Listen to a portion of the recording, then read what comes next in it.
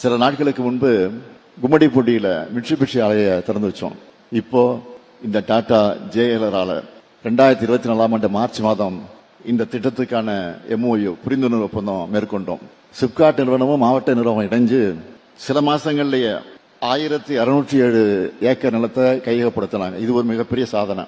6 மாசத்துல செப்டம்பர் 2024 இந்த திட்டத்துக்கு அடிக்கல் நாட்டணும். 18 மாசத்துல முடிக்கலான்னு நம்முடைய திரு சந்திரசேகர் சொன்னார். இப்ப 16வது மாசத்திலேயே முடிச்சு இப்ப தொடக்க விழாவையும் நடத்திட்டு இருக்கோம். அதுதான் பெரிய பெருமை. இதே போல தூத்துக்குடியில வின்பாஸ்ட் நிறுவனமும் அடிக்கல் நாட்டின 16ஆம் மாசத்திலே உற்பத்தி தொடங்கிட்டாங்க.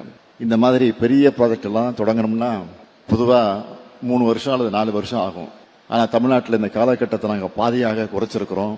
தமிழ்நாடு எந்த அளவுக்கு தொழில் செய்ய உகந்த எளிமையான மாநிலமாக இருக்கு என்பதற்கு இதைவிட வேற என்ன அத்தாட்சி வேணும்? இதை நான் வரும்போது தொழிற்சாலையில் பணிபுரிந்து கொண்டிருந்த இளைஞரிடத்தில் கேட்டேன். டிப்ளமா முடிச்ச நம்ம இளைஞர்கள் இந்த திட்டத்திற்கு தேர்வு செய்யப்பட்டிருக்காங்க என்பது குறிப்பிடத்தக்கது. இவங்க எல்லாரும் டாடா மோட்டார்ஸ் நிறுவனத்தோட லட்சியா என்ற திட்டத்தின் கீழ் பயிற்சி பெறுகிறார்கள். அந்த கையேட்டை கூட என்னிடம் திரு சந்திரசேகர் அவர்கள் வழங்கினார்கள். இந்த திட்டத்தில் வேலை செஞ்சுட்டு பிடெக் பட்டம் படிக்கவும் இந்த நிறுவனம் உதவி செய்யறாங்க. இந்த தருணத்தை இன்னொரு செய்தியை சொல்ல விரும்புறேன்.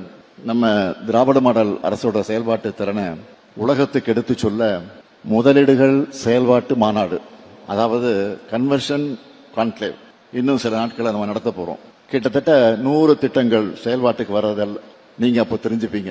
திட்டங்களை தொடங்கி வைக்கிறது, அடிக்கல் நாட்டுறது என்ற வகையில MOU கன்வென்ஷன்ல நாங்க எவ்வளவு சிறப்பா செயல்படுறோம்னு வெளிப்படுத்த போறோம். தமிழ்நாட்டின் விரைவான செயல்பாடுகள், குறித்த நேரத்தில் கிடைக்கிற அனுமதிகள் மற்றும் ஒப்புதல்கள், வணிகம் புரிவதை எளிதாக்கும் செயல்பாடுகள் எல்லாத்தையும் இந்த மாநாட்டில் நாங்கள் காட்ட போறோம். தமிழ்நாடு அரசு ஒரு கேரண்டி கொடுத்தா அதை எப்படி காப்பாற்றுறோம்னு உலக முதலீட்டாளர்கள் நன்கு உணர்ந்திருக்கிறாங்க. மற்ற மாநிலங்களுக்கு போட்டி மாநிலம் என்பதெல்லாம் தமிழ்நாடு எப்போ கிராஸ் பண்ணியாச்சு. இப்போ உலக நாடுகளோடு தமிழ்நாட்டை போட்டி போடக்கூடிய அளவுக்கு வளர்ந்திருக்கு. இது நம்ம எல்லாரும் பெருமைப்பட வேண்டிய ஒரு முன்னேற்றம்.